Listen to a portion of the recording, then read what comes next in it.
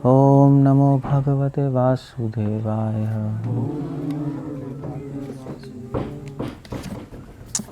Okay, हम लोग 7th canto पढ़ रहे हैं।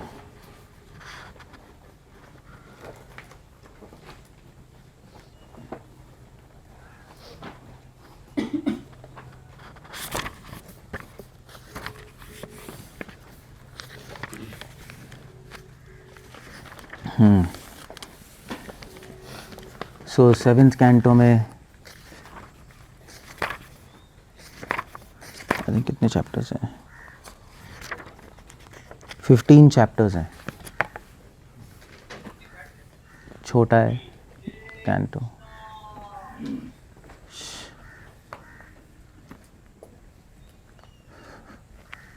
फिफ्टीन चैप्टर्स हैं और छोटा कैंटो है।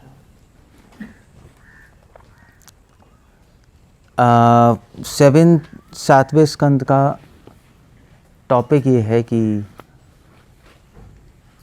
मतलब क्वेश्चन है जो उठ रहा है कि परीक्षित महाराज ने पूछा क्वेश्चन फर्स्ट चैप्टर में कि भगवान पार्शियल क्यों है? पार्शियल कैसे कहेंगे?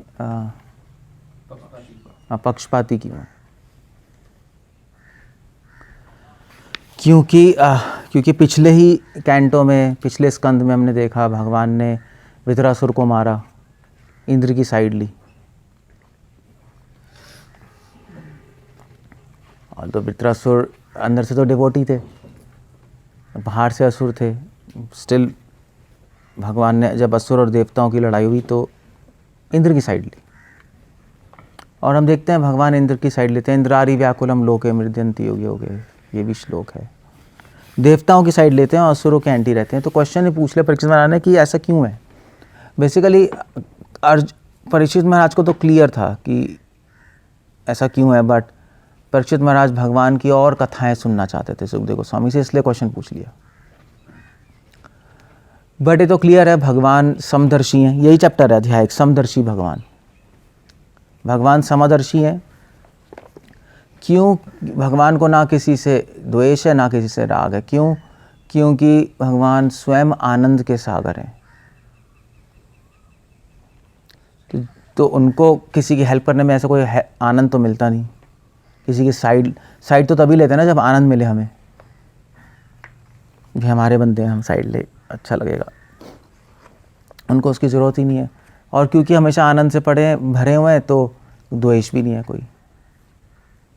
ऐसे साधु भी होते हैं, क्योंकि साधु अपने में आनंदित रहते हैं, इसलिए ना किसी से राग है ना किसी से द्वेष है।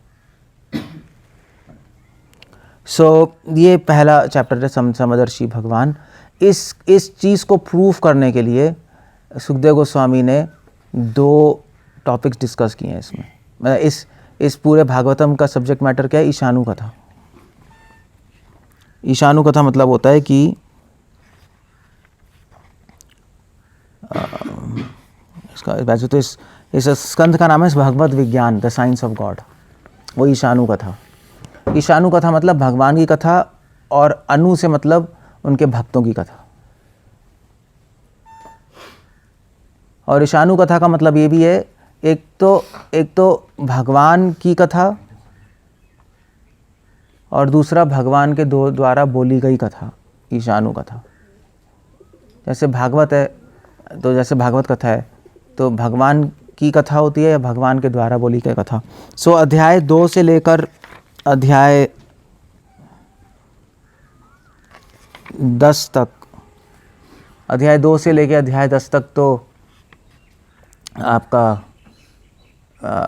भगवान की कथा है, और अध्याय 11 से लेकर अध्याय 15 तक भगवान के द्वारा बोली गई कथा है। That's how it goes.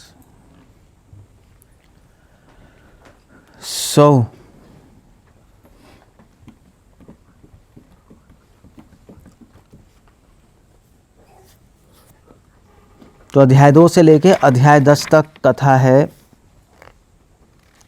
Prahlad महाराज और हिरण्यकशिपु की। जैसे फॉर एग्जांपल, जैसे मान लीजिए हमारे कॉन्ग्रीगेशन प्रोग्राम में लोग आते हैं जो हमें फॉलो करते हैं, हम उनका फॉलो अप करते हैं, नहीं करते? जो मंदिर में आया था उसका फॉलो अप क्या करोगे आप? तो इसलिए जो भगवान के पास आते हैं, भगवान उनके पास जाते हैं, इसमें कोई पार्शियलिटी नहीं है। ये सुखदेव गोस्वामी बोल रहे हैं यहाँ पर, यही लॉजिक दे रहे हैं। जो भगवान की सर्विस करेगा, भगवान उसकी सर्विस करेंगे, उसकी हेल्प करेंगे। अदरवाइज़ बाकी लोग अपने आप ही। जैसे एग्जांपल दिया जाता है, ऐसे फादर हैं, अगर एक गंदा बच्चा होगा तो फादर उससे बात नहीं करेंगे, जो अच्छा बच्चा होगा उससे बात करेंगे, उसकी हेल्प करेंगे। ऐसे नहीं गंदे बच्चे से हेट करते हैं, मगर उससे ज़्यादा बात नहीं करेंगे कि जिससे उसको अकल आ जाए। उसी प्रकार डीमंस के साथ, असुरों के साथ भगवान व्यवहार नहीं करते, ज़्यादा इंटरेक्शन नहीं करते। कभी कभी पनिशमेंट भी देते हैं उनको, वो एक पनिशमेंट फादरली पनिशमेंट की तरह है। ये समझना चाहिए। मध्वाचार्य लिख रहे हैं फादरली पनिशमेंट, इसको पता नहीं क्या बोल रहे थे, बेनेवलेंट डेस्पॉट। भगवान एक हिटलर की तरह है, बट कृपामय हिटलर है। एक फादर, स्ट्रिक्ट फादर की तरह असुरों के साथ, क्योंकि गंदे हैं वो, उनको सही, उनके रिफॉर्मेशन के लिए, उनको चेंज करने के लिए। और जो देवता हैं वो अच्छे हैं, वो धर्म के रास्ते पे चलते हैं, भगवान के दिखाए रास्ते पे, इसलिए उनकी मदद करते हैं कि वो और धार्मिक बने, बस दैट्स ऑल। तो यहाँ पे तो कोई पक्षपात नहीं है, सिंपल है। सो इसलिए हिरण्यकशिपु के अगेंस्ट थे और प्रहलाद महाराज की प्रोटेक्शन कर रहे थे, बल्कि हिरण्यकशिपु को मार भी दिया भगवान ने। सो ये सारी चीज़ें, ऐसा लगता है कि भगवान पार्शियल है, बट पार्शियल नहीं है। भगवान की कृपा ही है हर व्यक्ति पे। सृष्टि मधुरम यष्टि मधुरम, भगवान की पनिशमेंट भी एक कृपा है। इसलिए अगर कोई डिवोटी भी अगर कोई गलत करेगा तो भगवान उसको भी पनिश करेंगे। अगर आपको अपक्षपाती हैं तो फिर क्या डिवोटीज को पनिश नहीं करते? करते हैं। कहते हैं spare the rod and spoil the child. सुना है? क्या पनिशमेंट नहीं दोगे तो बिगड़ जाएगा बच्चा। तो भगवान paternal punishment, fatherly punishment devotee को भी देते हैं। डिवोटी भी ऐसा नहीं कि वह एस्केप कर जाएगा, मगर सारा का सारी पनिशमेंट, सारी की सारी लड़ाइयाँ, ये सारी चीज़ें हेट से नहीं है, ये सारी रिफॉर्म करने के लिए, ठीक करने के लिए डिवोटी को। जैसे मैं पढ़ रहा था वो कि पता नहीं बहुत पहले कि ऐसे मान लीजिए, अगर जैसे मान लीजिए कभी कभी जो सीनियर, जैसे और एडवांस डिवोटीज़ हैं, उनको भी प्रॉब्लम्स आएंगी लाइफ में, कभी कभी उनकी लाइफ में भी टेम्पटेशंस आएंगी। तो क्वेश्चन ऐसा क्यों है? तो उसका आंसर ये है कि जैसे आपका हाथ गंदा हो जाता है तो आप हाथ धोगे, है नहीं? अगर हाथ में ग्रीस लग जाएगी, कीचड़ लग जाएगी, तो हाथ अच्छी तरह धोगे। तो उस धोने के चक्कर में आपके और भी छोटी छोटी जो गंदगियाँ हैं वो भी हट जाएंगी, जो आप ध्यान नहीं दोगे। वैसे तो हाथ गंदा रहता है, कीचड़ लग जाएगी तो प्रॉपर्ली धोगे तो और भी गंदगी हट जाएगी। तो ऐसे ही जब भगवान अपने डिवोटीज़ के पास कुछ पनिशमेंट्स दे देते हैं, कुछ टेम्पटेशंस देते हैं, जब वो उसको हटाने की कोशिश करेंगे तो और भी जो गंदगियां हैं जो उनको दिखाई नहीं दे रही वो भी धुल जाएंगी। सो एक एंगल है देखने का कि भगवान जो भी कर रहे हैं सब पे कृपा ही कर रहे हैं, सबकी हेल्प कर रहे हैं संसार से निकलने के लिए। असुरों को भी मारते इसलिए क्योंकि लातों के भूत बातों से नहीं मानते, उनको मारना ही पड़ेगा। उनको थोड़ी सी भगवान के हाथ से मरेंगे तो थोड़ी सुकृतियाँ मिलेगी, जो फिर हो सकता है उनको एक टीचिंग मिले, वो आगे बढ़ें, उनके सारे पाप नष्ट हो जाएंगे, उनकी बुद्धि थोड़ी ठीक होगी। So like that. तो इसलिए इसमें हिरण्यकशिपु प्रहलाद महाराज की कथा, ये तो आपको पता ही होगा, प्रहलाद महाराज हिरण्यकशिपु की कथा, इसमें तो कोई बात नहीं है।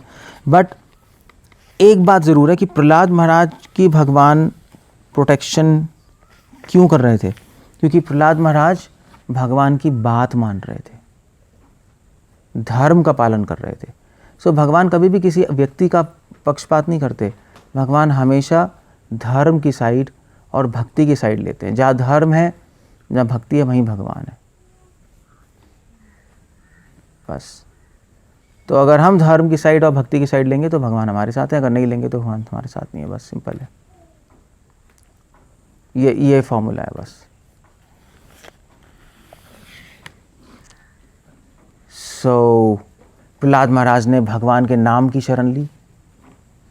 प्रहलाद महाराज ने भगवान से मांगा नहीं कि भगवान उनकी रक्षा करें, मगर क्योंकि उन्होंने नाम की शरण ली उन्होंने नाम की सेवा की, तो भगवान ने प्रहलाद महाराज की सर्विस की। क्यों प्रहलाद महाराज की रक्षा की? इसलिए नहीं कि वो प्रहलाद महाराज का पक्षपात कर रहे हैं, इसलिए कि भगवान के नाम की महिमा इस पूरे पृथ्वी पे फैल जाए। आइडिया ये था, जो जीव गोस्वामी भी लिख रहे हैं, कि भगवान के नाम की महिमा फैले पूरे पृथ्वी पे। ये तो हम लोग, मतलब गौड़ीय वैष्णव समाज ऐसा कहता है। मध्वाचार्य लिखते हैं कि भगवान हमेशा वेदों की साइड लेते हैं। भगवान ऐसा कुछ करेंगे कि जिससे वेदों की महिमा पूरे पृथ्वी पे, पूरे ब्रह्मांड में एस्टैब्लिश हो जाए। क्योंकि जब तक कोई वेद पालन नहीं करेगा, शास्त्र पालन नहीं करेगा, तो उसका कल्याण नहीं है।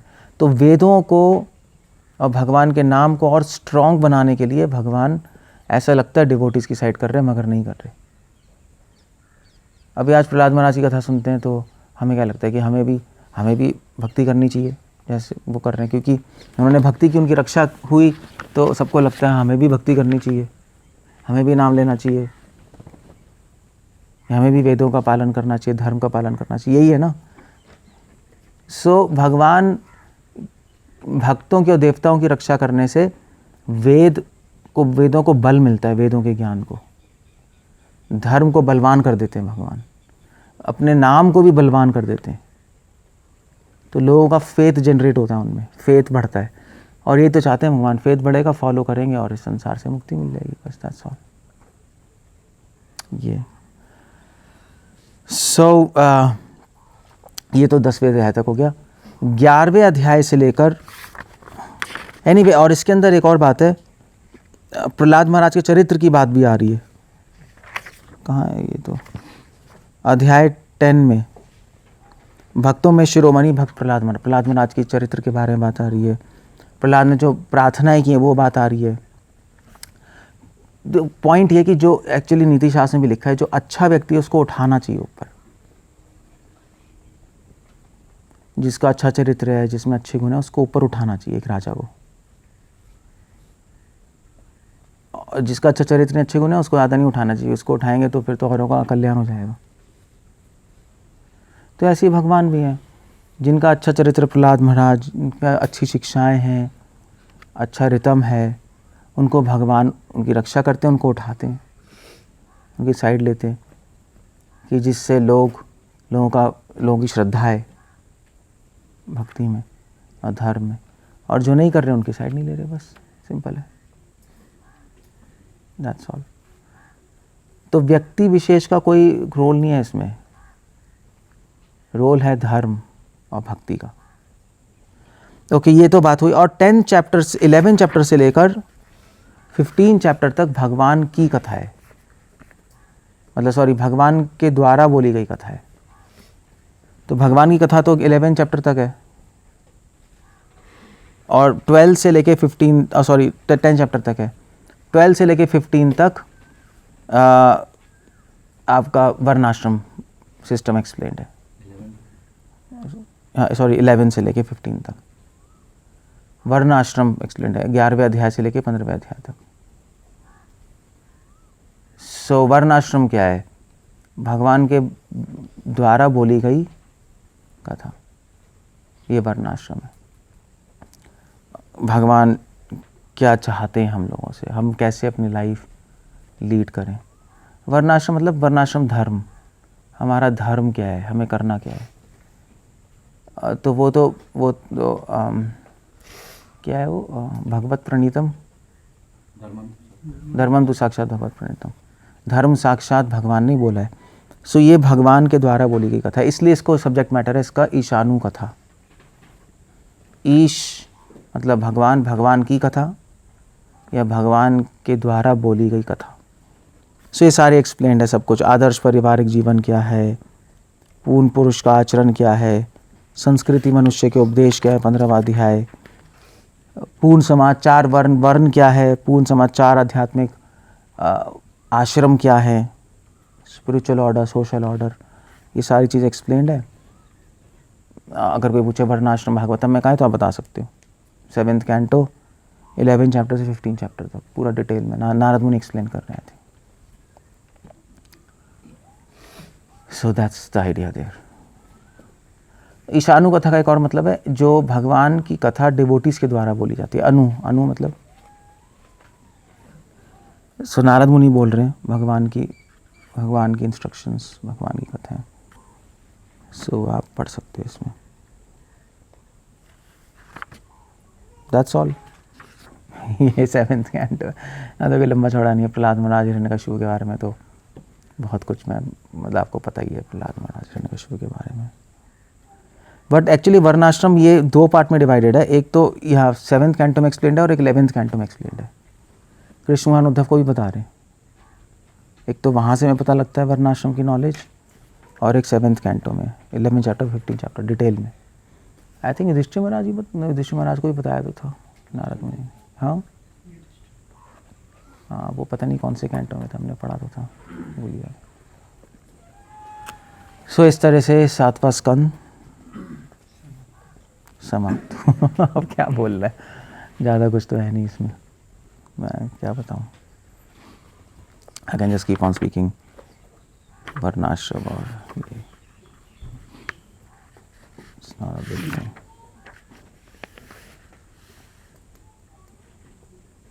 भगवान पार्शल है नहीं वैसे देखा जाए तो।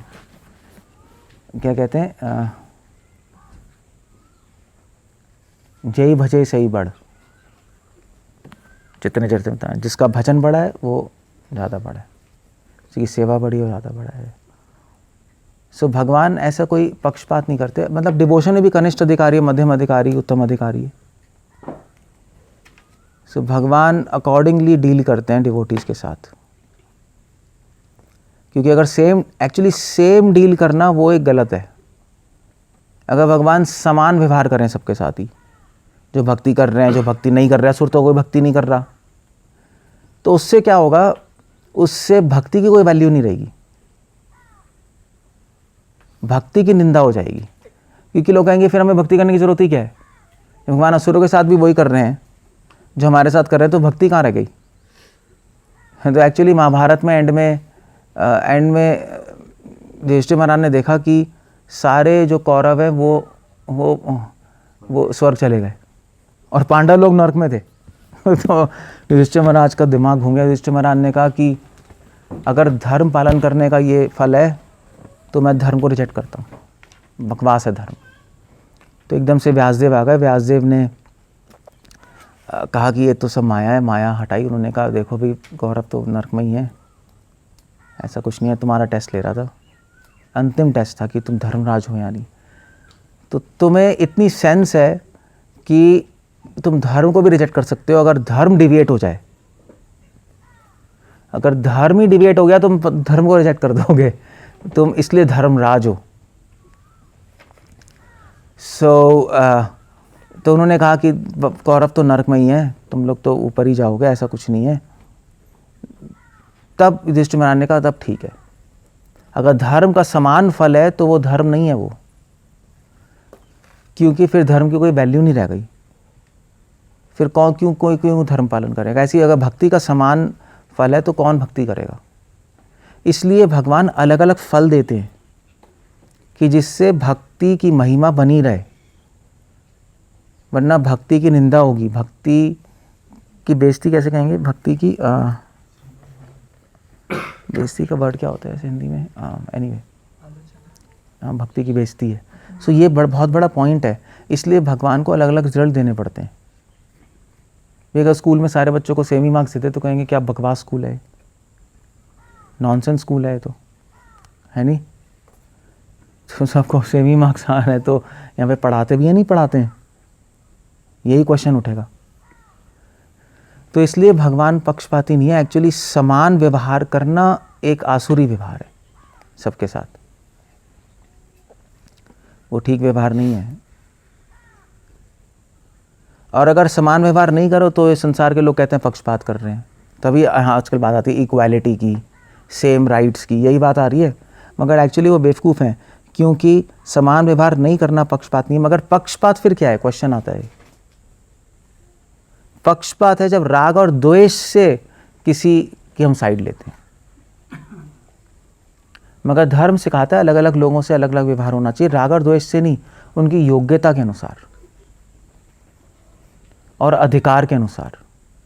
सो पक्षपात और समान व्यवहार नहीं करने में अंतर है।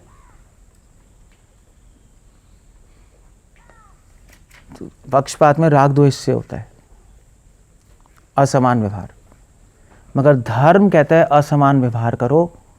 कैसे? योग्यता और अधिकार के अनुसार। और बिल्कुल ठीक है, मतलब कम्युनिज्म फेल ही हो गया। रशिया में कम्युनिज्म लाए कि भी सबसे समान व्यवहार होना चाहिए, सबको समान, इकोनॉमिकली सबको इक्वल करना चाहिए। फेल हो गया क्योंकि जो सबको सेम सैलरी मिल रही है, मगर जो ज़्यादा योग्य हैं उन्होंने कहा ये क्या नॉनसेंस है, फिर हम काम ही क्यों करें, ज़्यादा मेहनत क्यों करें, सब निठल्ले हो गए, सब आलसी हो गए। और रशिया का कोलैप्स हो गया, रशिया गिर गई, टूट गई थी ना काफ़ी भागों में। सो यही होगा, समान व्यवहार करेंगे तो, समान व्यवहार नहीं करते तो फिर जो नीचे वाले लोग हैं जिनमें योग्यता नहीं है वो चिढ़ते हैं, हमें दबाया जा रहा है, व्हाटएवर इट इज। और समान व्यवहार करेंगे जो ऊपर वाले चिढ़ेंगे कि यार इनको ज़्यादा अननेसेसरी राइट दे दिए। यही होता है ना स्कूल में, ऐसे जो रिजर्व्ड सीट्स नहीं होती जो, तो लोग यही कहते हैं यार हम इतनी मेहनत करके इनको फ्री में मिल गई। और अगर वो समान व्यवहार नहीं करेंगे तो फिर जो नीचे वाले कास्ट हैं वो कहेंगे यार हमें सीट्स नहीं मिल रही। सो सब हमें दबाया जा रहा है।